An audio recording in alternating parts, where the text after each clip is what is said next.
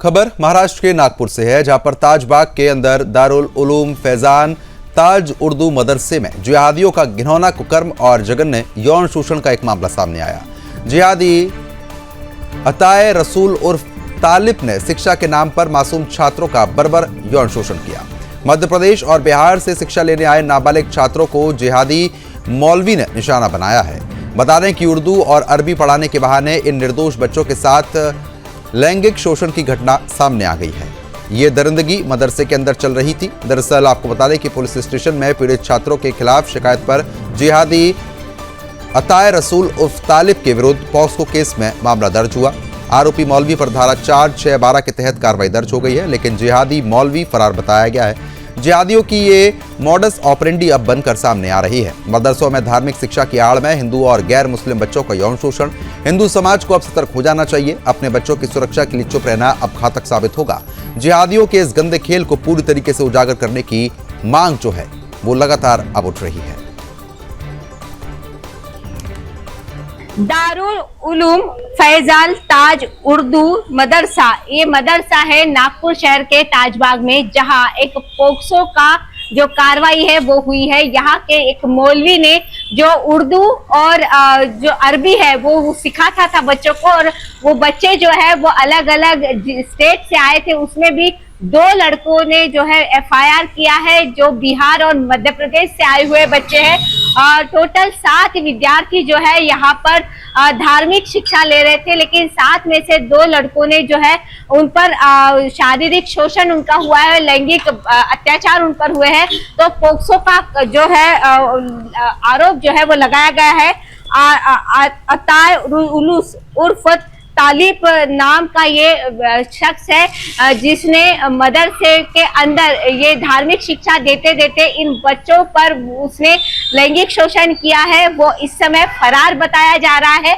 हालांकि आरोप जो बाकी जो लोग यहाँ पर थे उनका कहना है कि शायद मदरसे द्वारा ही उसको भगाया गया होगा या अंडरग्राउंड किया गया होगा, लेकिन पुलिस अब उसके जांच में लगी है, क्योंकि जो आरोप लगाया है वो पोक्सो का है और पोक्सो के तहत जो है वो अगली कार्रवाई होगी। 2 बच्चे जो है उनका आज मेडिकल किया गया है, तो वही 5 जो बचे हुए जो विद्यार्थी है उनको बाल सुधार गृह में सुरक्षित रखा गया है। लेकिन सुदर्शन के माध्यम से हमने बार बार कहा है कि इतने सारे मदरसे अवैध है और इतने सारी मस्जिदें हैं, फिर धार्मिक शिक्षा के लिए अलग अलग प्रांतों में इन बच्चों को भेजने की जरूरत ही क्या है। उसमें भी अगर माँ बाप संस्था पर विश्वास रखकर इन बच्चों को इतने दूर भेजते हैं और उन पर इस तरीके के अत्याचार होते हैं, लैंगिक अत्याचार होते हैं, तो उसके लिए जिम्मेदार कौन होगा। हालांकि अब देखना होगा कि कितने जल्द पुलिस द्वारा उस आरोप।